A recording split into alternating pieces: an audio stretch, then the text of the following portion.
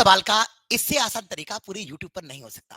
ax plus का b upon सी x plus का d, अगर ये फॉर्म कभी सामने आती है, डायरेक्ट आंसर आता है a अपॉन सी एक्स लगा दो, a अपॉन सी एक्स लगा दो, इसका यहाँ मल्टीप्लाई bc, माइनस का साइन, इसका यहाँ मल्टीप्लाई b, और यहाँ पर आता है सी स्क्वायर, लॉग लगा के लिखते हैं डिनोमिनेटर। इसको आराम से समझिएगा, एक बात देखिएगा, a अपॉन सी आता है, bc माइनस का ad आता है, एन अपॉन में सी स्क्वायर आता है, लॉग लगा के आता है डिनोमिनेटर। अब आपके सामने कुछ एग्जाम्पल है सोल्व करने के लिए।